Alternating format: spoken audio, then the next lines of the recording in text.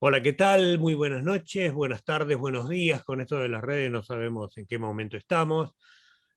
Creo que todavía me llamo Sergio Marchi y esto vendría a ser la versión digital de Futuro Imperfecto o un pasado perfecto, podríamos decir, con lo que está pasando ahora. Realmente no tengo muy clara la idea de dónde estamos, pero ustedes van a tener una idea clara de un autor argentino, en este caso no es un músico, es un escritor vinculado a la música. Yo diría que es ex periodista, pero eso prefiero que me lo diga él, porque bueno, más, tienen montones de libros, pero vamos a charlar hoy de tres. Uno de ellos es el que estoy leyendo ahora, que es de literatura, y otros dos son de rock. El amigo Eduardo Berti, a quien conozco desde el año 1983. ¿Cuánto tiempo, Eduardo, no? Hola Sergio, totalmente, 1983, exactamente, que fue un año además de gran cambio, ¿no? Paso a la democracia, post Malvinas para el rock, un cambio generacional muy grande, creo, Y sí. yo diría que este libro tuyo, que salió reeditado hace poco tiempo, Rocología, Documentos de los 80, que es quizás uno de los primeros, no el único intento de leer al rock con una mirada un poco más sociológica, podríamos decir, arranca en esta época. Sí, a mí me da miedo decir sociológico, tal vez me queda un poco grande, pero A lo mí que yo también me quise en da miedo todo, la parte sociológica. sí, lo que quise en todo caso fuese, más allá de la broma del título, lo que quise fue una mirada transversal, es decir, me parecía que había muy buen periodismo y muy buenos libros y muy buen material, siempre en el eje de un artista, es decir, eh, libros que hablan de un músico o a lo sumo libros que hablaban de un nicho dentro del rock, viste qué sé yo, glam rock, sinfónico, heavy metal, pero a mí me daba ganas de entrar como transversalmente, agarrar temas y agarrar un periodo como lo que hice, que fue los años 80, pero agarrar temas que son un poco los títulos de cada capítulo y ver qué pasaba si lo leía de otra manera, ¿no? Como en otro sentido. Esa fue la idea básica. ¿Cuándo lo Eh, escribiste este libro? ¿Te acordás? sí, me acuerdo muy bien. Mi primer libro fue el libro de charlas con Luis Spinetta. Sí, que Ese fue podemos mi decir que fue primer la libro. primera biografía que tuvo Luis Alberto. Claro, Ah, bueno, que lo no era una visité una vez al que no era programa, estricto. Crónicas e Iluminaciones. Exacto. Ese fue tu primer libro. Ese fue mi primerísimo libro. Ujú. Y ese libro salió publicado en 1988. Ujú. Con después Y una cuando, reedición a 1991, creo. sí, sí, tuvo varias reediciones. El libro tuvo una reedición bastante inmediata y después, muchos años más tarde, tuvo una reedición en Editorial Planeta, hace unos años ya. Sí, esto Y fue en el 2013. claro, exactamente, 2013-2014. Y cuando yo terminé ese libro de Luis y lo publiqué, ahí me dio ganas de hacer lo de rocología, que yo ya lo venía pensando y lo venía haciendo. De hecho, en rocología yo también uso algunos artículos, no tal cual, pero tomé o retomé algunos artículos que yo venía escribiendo en ese tono bueno, con esa mirada transversal, más en el porteño, donde yo colaboraba a veces, que en Cantarrock, donde el tipo de nota que yo hacía en Cantarrock con Pipo, Larnud, con Marcelo Fernández Vitar, con la banda que hacía la revista, era más alrededor de un artista, que está buenísimo, o sea, no tengo nada en contra de eso. No, no, pero es Eh, otra mirada. otra mirada. Pero cuando decís mirada transversal, ¿cómo se mira transversalmente a un fenómeno como el rock? ¿Cómo te lo imaginaste vos en ese momento? Y me seguís debiendo la respuesta. ¿En qué año lo escribiste, más o menos? Claro, bueno, entonces, algunos textos, algunas cosas, yo las venía escribiendo desde 1985, 1986, en notas que habían ido saliendo en el porteño, algunas que hice solo y otras que hice con periodistas que eran más grandes que yo y que para mí era genial porque tenían muchas más lecturas y me ayudaban a esta aventura. Y el libro lo terminé escribiendo en 1989.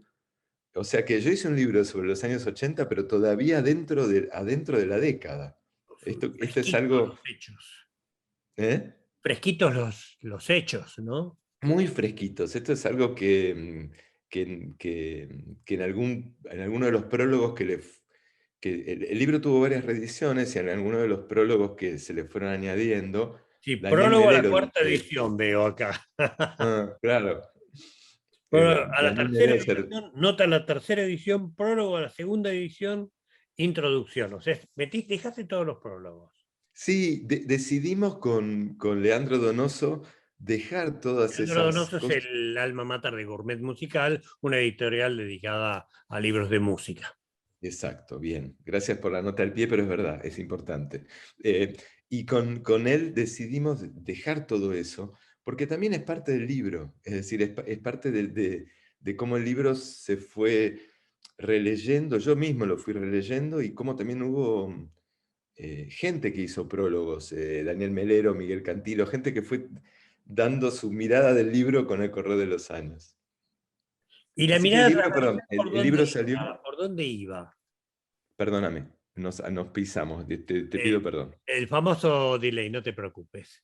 ¿Por dónde iba la mirada transversal? ¿Qué es mirar transversalmente una cosa? Y es encontrar otro eje, en vez del eje biográfico o el eje intrínseco, mirá qué palabra, del rock, o sea, ver el rock desde el rock, me interesaba verlo desde otra perspectiva. Por supuesto, lo que me interesaba era el rock y la música, pero ver la industria, ver las letras, ver el vínculo con la política, ver la tecnología, ver el público, tratar de hacer un trabajo sobre las tribus y sobre el público, eh, siempre teniendo en primer plano y sin perder nunca de vista el rock, el rock argentino, y los artistas más claves de esos años 80, que había mucho, fue un momento glorioso los Sí, años bueno, 80. después de Malvinas empieza lo que mucha gente cree que es por Malvinas, pero vos lo pones en el libro y yo estoy de acuerdo, pero corregime si yo me equivoco ahora en la descripción del asunto, vos lo pones como que el boom del rock argentino se da después de Malvinas y no por Malvinas ni durante Malvinas. Exacto, yo trato de explicar eso, que es mi posición, es mi idea, y digo que doy un par de ejemplos. Hay un ejemplo que es muy famoso y que no soy yo el único que lo cita, ni es un descubrimiento de mi parte, pero meses antes de Malvinas, cuando Serú Girán da un recital gratuito en la rural, Sí, esto es eh, fines de 1980. exacto, Septiembre de 1980, exacto. la convocatoria que tiene ese recital supera todas las expectativas, hasta de los mismos organizadores. Es decir, señalar o decir que la masividad vino de golpe por Malvinas es injusto. Malvinas probablemente aceleró cosas y también puso la lupa, puso la luz, hizo que se vieran cosas que eran más underground.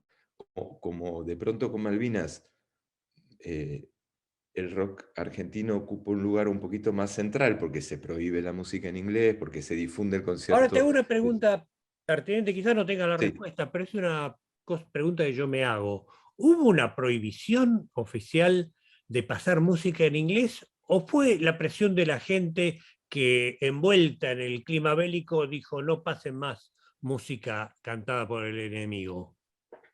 Es una buena pregunta. Yo no tengo la respuesta. Es un trabajo que habría que hacer y me pregunto si en este libro que está por salir ahora, que no sé si ya salió, sobre Malvinas y la música, que también está publicando Gourmet Musical, me pregunto si ahí, que es un libro donde escribe mucha gente, no hay una respuesta a esto. Mi trabajo no era tanto de investigación histórica, pero es verdad que es una pregunta interesantísima la que haces y reconozco que es un pecado y casi una vergüenza no tener la respuesta. No, no, no diría una No, vergüenza. en serio. Pregunta que yo también, siendo partuyo, me hago, ahora que se Ujú. acercan los 40 años, porque eso también ayuda a explicar muchas cosas. Yo Sí, no sé si hubo una prohibición, me parece que hubo una presión de la gente y enseguida las radios se plegaron al entusiasmo que había despertado la invasión de Malvinas. Pero Malvinas es solo uno de los temas. Y bueno, sí. también el festival, no sé si lo tocas en el libro. Yo me acuerdo que cuando leí esto, a mí me abrió mucho los ojos en su momento. Lo leí en un verano, tipo, no sé, el libro habrá salido en el 92, ponele. No, el libro la primera vez salió a fines del 89. Ok, yo lo habré leído, suponte, 91, 92, y me abrió mucho la cabeza sobre el modo de mirar las cosas, ¿no? Cómo se pueden mirar de otra manera. Por eso también te preguntaba por la mirada transversal. Yo no sé si vos fuiste al Festival de la Solidaridad Latinoamericana el 16 de mayo del 82. Yo no fui y te voy a confesar por qué no fui. Contame. Porque había conseguido que me prestaran una videocasetera, que era, Oh. en esa época era una locura tener algo así. Conseguí que me la prestaran y me quedé y lo grabé. Ah, lo pudiste grabar. Lo pude grabar, me quedé a grabarlo, Sergio, Está porque bien, dije, esto es bueno, histórico. Y ¿y si lo me tenés iba, ese material? Todavía no. bueno, lo tuve durante años y de hecho, no sé si te acordás que nosotros con Antonio Viravent, con Dani García Moreno y con Josi García Moreno hacíamos rock and Rock and roll, que roll. fue, bueno, este material estaba ahí, fue uno de los pilares que nos permitió hacer el programa, mi O sea, viejo tu VHS. play rec. Sí, de hecho yo recuerdo haber invitado, haberle mostrado eso a Nevia, que no podía creer que yo te había grabado eso, por ejemplo, sí. Pero bueno, hay muchas cosas para hablar, digamos, de este libro que vos reeditás. Suponte, hagamos una cuenta generosa, a 30 años ¿por qué? ¿Qué es lo que te llevó a querer reeditarlo? ¿Y cómo lo viste cuando llegó el momento de decir, bueno, si vamos a reeditarlo, tengo que volver a ponerme ese chip o a verlo ahora y analizar ese chip de hace 30 años? Sí, mira, la verdad que es un libro cuando yo publiqué este libro, Rocología, siempre pensé que era un libro que iba a tener vida corta, a diferencia del de Spinetta. ¿Por qué? No por mí, por Spinetta. O sea, yo sabía, sospechaba que por la trascendencia y por el monumento que yo ya sentía en ese momento que ya era la música de Luis, ese libro iba a perdurar. Y Y sí, siempre bueno, fue una pensé, fuente de consulta para el mío también, obviamente. claro, por lo que por la generosidad que él tuvo, por las cosas que él había dicho, por el material de primera mano que había, de cosas que él incluso desmentía, información, bueno, incluso las opiniones. Y siempre tuve la sospecha de que Rocología era más coyuntural. La gran sorpresa es que es un libro que ya tuvo, creo que 4 reediciones. Y Si sí, no me- si nos fijamos acá, la prólogo a la cuarta edición es el último. Sí, es la cuarta. Exactamente. Y por 4 editoriales distintas, y todas las veces fue alguien de la editorial que me vino a decir, che, pues, reeditamos Alguien que Rocología, recordaba el libro. alguien que recordaba el libro. Y yo creo que finalmente el libro no es coyuntural por la misma razón que no lo es el de Luis, porque el rock de esos años es otro monumento de alguna manera. Es realmente fue muy fuerte. Y creo que el libro también trae, a más allá de mi mirada, el libro también trae al final una serie de entrevistas. Pues yo lo armé en 2 partes, ¿no? Yo hablaba de la mirada transversal, pero más allá de eso, yo le añadí una segunda parte que es la parte que fue creciendo con las reediciones. La primera no la toqué, pero la segunda va creciendo con los años. Y ojeando, por eso desvió la mirada. No, está muy bien. Y me acuerdo de una entrevista que yo le hice a Lito Nevia especialmente para el libro, una entrevista que yo le había hecho En a el nombre del Charlie, padre, capítulo 11. claro, un par de entrevistas con Fito que yo reutilicé un par de entrevistas con Soda que reutilicé, bueno, etcétera. Una entrevista con Melero, pero eso ya fui añadiendo después. Y creo que también eso es otra parte documental, porque lo que ellos decían en ese momento, obviamente, tampoco es lo mismo que dirían hoy o que dicen hoy. Entonces creo que quedó como una foto también de una época. Y Sí. yo lo quise reeditar, pero sin tocarlo. Le corregí dos erratas, errores mínimos, pero una fecha que me parece que estaba mal, pero no lo quiero cambiar porque el libro se llama Documentos de los 80 y también es como mi documento de cómo Es como era, alterar un documento, claro. sí, Es una cómo pensaba yo. falsificación cambiarlo.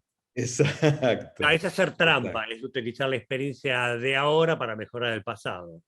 No, y además seguramente que lo arruinaría, o sea, le quitaría. Yo eso lo dudo. Es otro libro, haría otro libro. Bueno, en ese caso está bien. Pero, mira, yo lo que quiero es que hablemos de tres de tus libros. ¿Cuántos libros tenés en total? ¿Son ocho, nueve? No, son más, pero no tengo idea. A ver, ¿Cómo no tenés idea? no tengo idea, te juro, no tengo no me hago las cuentas de. Viste, no soy como los futbolistas que ponen los trofeos en la pared, no tengo idea, pero calculo que debo tener unos 16.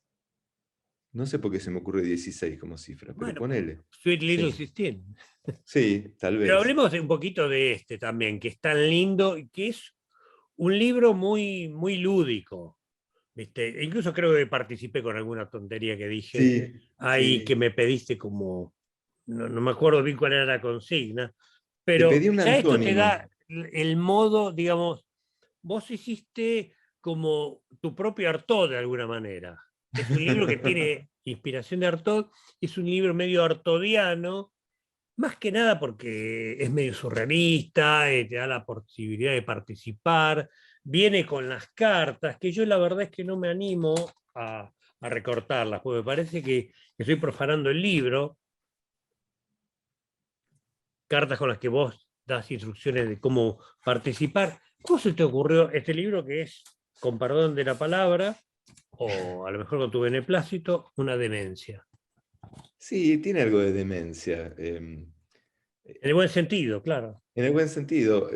Lo artodiano es demente. O sea que está bien que dijiste que es artodiano, porque hay locura en Artaud y en todo eso. Sí. Eh, yo tomé una canción que forma parte del disco Artaud, que, bueno, no vamos a descubrir ahora lo bueno y lo importante y lo influyente que ha sido ese disco, que muchos siguen considerando tal vez como uno de los mejores o el mejor, ya sea de la obra de Spinetta o del rock argentino en general. Se puede ver Yo de cualquier tomé, manera y no estar lejos de cierta realidad. sí, en todo caso no es un disparate proponerlo eso. Es un gran Y disco, más allá de lo que se diga y del puesto de ranking que ocupe. exacto, exacto, totalmente de acuerdo. Y, y en ese disco, la canción más corta y la canción más minimalista, él es la que a mí siempre más me fascinó, sobre todo en cuanto a la letra, que se llama Por, en la que dice árbol, hoja, salto, luz, aproximación. A mí siempre me alucinó la letra. de... Es muy lindo musicalmente el tema, es hermoso, pero a mí siempre me fascinó la letra porque Harto es un disco que rompe con todo, ya desde la tapa, ¿no? Desde la tapa rompe con lo que uno esperaría que sea la forma de tapa de un disco. La cantata de Puentes Amarillos rompe también con lo que uno esperaría que sea el formato musical de una canción. Y me parece que rompe totalmente con el 99,99999% de las letras que uno escucha, porque son 47 palabras que no están armadas de una manera lógica como uno arma una frase, ¿no? Como te enseñaron en el colegio, sujeto, verbo, predicado, no sé. No, de vos te eh, acordás de esas cosas, que sos escritor. yo me acuerdo un poco, pero más allá de eso, eh, la letra de Por son 46 palabras que podríamos decir que son sustantivos, Sí. ¿no? En algunas, como están fuera de contexto, podrían ser otra cosa también, pero son sustantivos en todo caso. Y la última, que es por, que es la única que no es sustantivo. Es una Y, preposición. exacto, bien, ¿viste? Bueno, vos eras bueno en el colegio también. No, en realidad armaste un libro ayer. Y, y es casi como que si te dieran una bolsita de IKEA, ¿no? Como una especie de letra desarmada. Explica qué es IKEA porque la gente no sabe que es una tienda. Ah, Una y que, tienda así claro, armada, pero sí. IKEA es una tienda que te da como los muebles para armar en tu casa, sí, es verdad. El Bueno, problema te lo llevas a casa.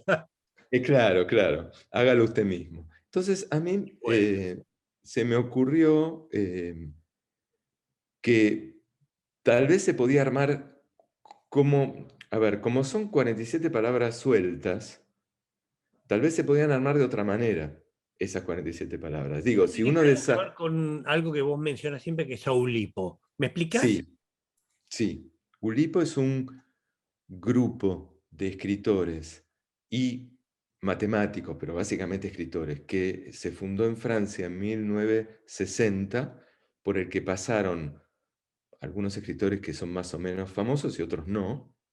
Digo, entre los conocidos estuvo Italo Calvino o Georges Perec u otros, pero después hay un montón que no son famosos y que es un grupo que trabaja buscando formas y estructuras para escribir poesía, novela, cuento, literatura en general. Es Formas decir, nuevas, experimentales. formas nuevas. Un poco, bueno, un poco lo que hablábamos recién, ¿no? De cómo se puede eh, no hacer una canción como la que escribe todo el mundo, sino con otra forma, ¿no? No es reventar la forma, sino buscar otras formas. Eh, y entonces, bueno, yo formo parte de este grupo desde 2014, pero siempre me gustó, o sea, siempre fue un grupo que me interesó desde muy chico, desde muy joven, yo ya leía y me divertía. Y es un grupo que el fundador, uno de los dos fundadores, que se llamaba Raymond Queneau, que tiene un libro que yo recomiendo a todo el mundo y que está traducido al castellano, muy lindo, que se llama Ejercicios de Estilo, que es la misma historia, una historia que de nada, de 10 líneas, 20 líneas, contada de 99 maneras diferentes. Es Ejercicio. lindísimo.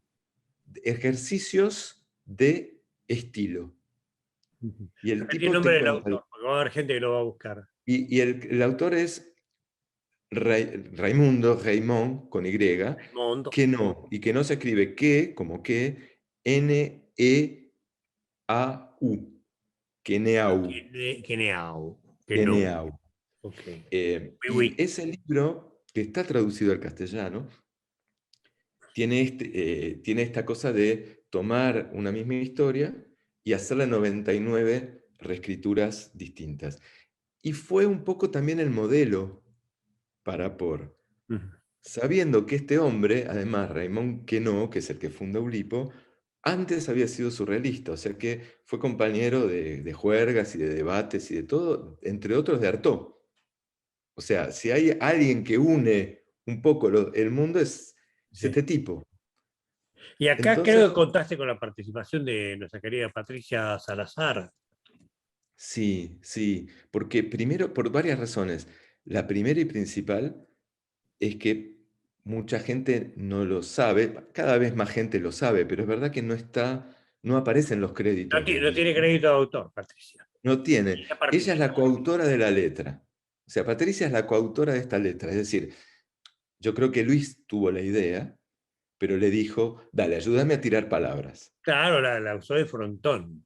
Exacto. Entonces iban tirando palabras. De hecho, Patricia primero me dijo, con gran modestia como era ella, lamentablemente la perdimos a Patricia hace unos meses, con esa gran modestia que tenía ella, al principio dijo, yo no me acuerdo quién dijo cada cosa, pero A mí me después dijo empezó, exactamente lo mismo. pero después empezó a hacer un poco de memoria y dijo, bueno, yo creo que las cosas más religiosas creo que las dije yo, que hay muchas cosas de religión, tal palabra creo que la dijo Luis. Bueno, Cosa rara porque en realidad el que tuvo formación más religiosa, te diría que fue Luis por el paso sí, por San Román. es verdad lo que decís. Incluso Luis Eh, tiene así como medio cosas místicas. Abrázame, madre del dolor. sí, sí, Madre claro, del claro. dolor, ya viste, es una figura religiosa casi. Totalmente, totalmente. Pero bueno, es Y imposible saber en esa mezcla y también cuando terminás de, digamos, yo no leí todo este libro, yo lo que hago es puedo agarrar cosas sueltas cada tanto, porque me sí, parece que es también un poco así la lectura de Poe, ¿no? totalmente. El libro tiene tres partes. Primero como un texto que yo armé con 47 puntitos y 47 partes, donde son lecturas en plural, ¿no? Porque la letra es tan loca y tan singular y tan estimulante que, bueno, que no es que intento explicarla o agotarla, son cosas que yo voy relacionando. La segunda parte es un poco como los 99 ejercicios de estilo que hablaba antes, 47 versiones de la letra. Ahí nació el libro. Esa es la parte que le dio nacimiento al libro. El libro empezó realmente por esa idea. ¿Qué pasa si yo ordeno esas palabras de otra manera? La primera idea que se me ocurrió es la más obvia, porque creo que es una de las formas de ordenar que tenemos todos en la cabeza, que es el orden alfabético. Es algo que nos sale desde la Yo hubiera dicho escuela. que la más obvia era hacerla al revés. También, también, es verdad. Yo probé también ese tipo de cosas, hacerla al revés, hacerla como en espiral, Sí, probé sí. varias. Y, Bueno, 47 exactamente. y son 47. Lo que pasa es que en las primeras yo tomaba las 47 palabras y las reordenaba. Y después fueron apareciendo ideas que me obligaban a no poder tomar las 47 palabras. Por ejemplo, solamente los sustantivos femeninos, solamente los sustantivos masculinos. Eso ya te obliga a eliminar palabras. Entonces, me llevó mucho tiempo, pero porque yo me tomé el tiempo, o sea, hacía una serie y después paraba y, viste, tomaba distancia y volvía con ideas nuevas. Y Patricia fue una gran cómplice, porque primero porque me dio manija, me dijo que le gustaba la idea, y de pronto me tiraba preguntas o me decía, no probaste por este lado, bueno, cosas por el estilo. Fue muy Sí, lindo bueno, eso. como era Patri, ¿no? Ella me hablaba Sí, mucho de eso que estaban haciendo y Eulipo y me contó, bueno, después del encuentro que tuvieron con Cata ahí no sé si fue en Bordeaux o en París, en París, fue un en muy lindo París, encuentro, que se sí, vieron, que ella volvió tan bien de ese viaje, sí, ¿viste? sí, Le hizo refresh en el alma este viaje, totalmente. me contó y creo que hasta me mostró fotos. Yo lo que no quiero es, me quedaría hablando con vos horas, como lo hemos hecho alguna vez, pero quiero también terminar con tu libro, no sé si es el más reciente, Una presencia ideal, que no tiene nada que ver con el rock, pero que es un libro muy original, muy bueno, de un lenguaje muy conciso y concentrado, como si vos te hubieras propuesto, no sé, extraerle el jugo a las palabras y que no quedara espacio entre ellas y a la vez contarlo todo en la menor cantidad de vocablos posibles. Eh, para hacer como una introducción, este es un libro que vos corregime. Vos escribiste Claro. por una invitación que te hizo un hospital a hacer una residencia literaria o médico literaria. ¿Estamos en lo correcto? Mira, a ver, sí es el último libro mío que salió en Argentina. Me invitó a un hospital de una ciudad del norte de Francia, la ciudad se llama Rouen, es la ciudad de Flaubert, la ciudad donde transcurre Madame Bovary. Y me invitaron a que yo pasara 2, 3 semanas en una unidad del hospital, en la unidad de cuidados paliativos, Ujú. y todo lo que ellos pretendían y lo que pensábamos que iba a ocurrir era que yo iba a escribir un texto de 5 páginas, 7. Eso era todo. Eso era todo. A cambio de eso yo iba a, a estar casi como de cámara oculta, de testigo, viendo el trabajo del personal sanitario. Y la experiencia fue tan fuerte. Fue, y la gente, el personal sanitario me contó tantas cosas y a mí me pasaron tantas cosas que cuando me quise dar cuenta tenía 3 cuadernos, yo escribo mucho a mano la primera versión, tenía Ah, 3 cuadernos llenos de apuntes y sentía que escribir 7 páginas era imposible para lo que yo estaba, lo que me estaba ocurriendo y lo que yo estaba viendo. ¿Viste como cuando estás frente a un paisaje increíble y sacás una fotito y decís, no, esto no muestra nada de lo que yo estoy viendo? Entonces fui y les dije, miren, yo les puedo dar un texto de 5 o 7 páginas, podemos dar las zurras y estamos todos contentos, pero yo necesito escribir un libro, yo lo voy a escribir. Ahora, para escribirlo a mí me gustaría seguir viniendo, con o sin beca. Entonces rearmamos todo. Se replanteó toda la residencia y yo escribí este libro que nadie tenía pensado, yo en primer lugar, que existiera, y lo escribí en francés porque no lo pude escribir en castellano. Fue la primera y única vez que me pasó algo así. Creo que porque es un libro donde yo le doy la palabra a las enfermeras, a los médicos. Yo no quise perder la forma de hablar de ellas. ¿Vos los Digo, ellas, grababas, tomabas nota? ¿Cómo no, trabajabas? ¿Cómo era tu trabajo? tomaba nota más que nada, no los grababa, tomaba nota. Y además era un mundo es un mundo que yo descubrí realmente en francés, incluso términos técnicos y todo eso. Entonces, bueno, ese es el libro que tiene una escritura simple, yo creo, en parte porque, bueno, porque en francés, mi francés es más simple, tengo como una paleta de pintor más chica, y Ajá. también porque quise ir a lo esencial, porque en un tema como el de los cuidados paliativos, donde se trata de cuidar a pacientes que están probablemente en sus últimos días de vida, o en todo caso con grandes dolores que pueden tener que ver en su mayoría con enfermedades terminales, me parecía que había que ir a lo esencial y no perder el tiempo en firuletes y en adornos. Pero hay algo que, digamos, siempre hay como es como si fueran cuentos que no son testimonios sueltos, no estás buscando contar técnicamente cómo se trabaja, sino que lo que trasladas son como formas literarias que tienen que ver con la hondura de lo humano ante la muerte o ante lo inevitable o ante lo no dicho, porque hay mucho. Ayer Sí, anoche leí un capítulo en donde alguien decía que el problema era la comunicación entre la familia. Creo que era como una especie de notaria de Rouen. sí, sí, sí, sí. A mí lo que más me interesó contar, no, a ver, a uno le ha tocado, o probablemente le va a tocar, pasar por una situación, ya sea propia, ya sea por amigos o por familiares, y estar en los pasillos o en la habitación de alguna unidad de un hospital, e incluso en una unidad como esta. Lo que es raro poder verlo de nuevo, es un tema de perspectiva, como hablábamos de rocología. Lo raro era poder verlo del otro lado del espejo, del lado del personal sanitario. Entonces, lo que yo me preguntaba y les preguntaba todo el tiempo a ellas, yo insisto con el femenino porque eran 99% mujeres, es cómo es la vida personal y profesional cuando te toca trabajar y prácticamente pasar horas y horas de tu semana en un mundo, en un ambiente donde la muerte es tan omnipresente. ¿Qué lugar hay para la vida? ¿Cómo es la vida de esta gente?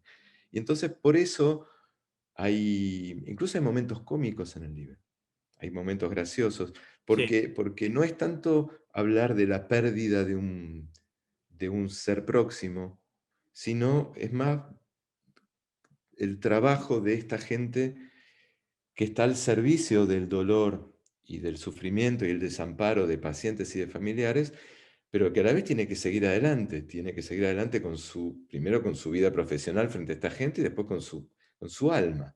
Ese era para mí el gran interrogante del libro y la cosa que yo más hablaba con ellas, ¿no? Yo recomiendo que lo lean porque es un libro, aparte escrito con es el tono perfecto, si es un LA 440. Y pensaba mientras charlábamos que, más allá del título, que es muy bueno, hay una conexión con Spinetta en esto. Madre del dolor. Estas mujeres son madres del dolor, de alguna manera.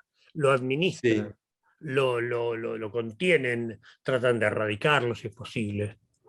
sí, es verdad que son madres del dolor, totalmente. Podría haber sido un muy buen título.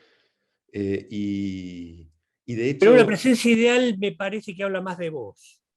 sí, Vos tenés como una presencia ideal, no tenés que actuar sobre el tema, solo presenciar, pero a la vez no es la tuya una presencia cómoda de alguien que desde un sillón mira un espectáculo, porque no es un espectáculo, eso es, digamos, sí, una parte muy importante de lo humano y la muerte que nos sensibiliza a todos. sí. Y además fue muy interesante porque yo en un momento le tiré el concepto de la distancia ideal a una de las enfermeras y ella me corrigió y me dijo, no, no, no, no. Durante años, al principio, yo pensaba que el tema era la distancia ideal hasta que entendí que era la presencia ideal. Y eso a mí me cambió el bocho para toda la vida, más allá de este libro. Dije, este concepto es maravilloso, porque siempre se habla más de distancia ideal. Sí, de tomar distancia para que no te afecte, Sí, pero quizás por el lado de las enfermeras o del personal, de los médicos o lo que fuera, incluso la notaria, se trata de cómo estar cerca bien, exacto, que no es exacto. ni muy cerca ni muy lejos, y bueno, de ahí está la presencia ideal. Sí, señor, es eso. Bueno, Edu, Exactamente. mira, recorrimos los tres libros. La gente, bueno, comprará o leerá el que le guste. Obviamente nos quedamos cortos porque un libro para nosotros es como una buena parte de nuestras vidas, pero esta charla, como dicen en las miniseries, continuará. Yo te agradezco mucho la charla y me encantó verte, Sergio. Bueno, Hacía a mí tiempo que también no me encantó charlábamos. verte, pero no te vayas así, te despido. Yo despido a los tele... ¿Cómo se dice a los usuarios de las redes? Usuarios, es muy de expediente. Despido a la gente, nos vemos en Futuro Imperfecto y yo me quedo un ratito más con Edu. Chao.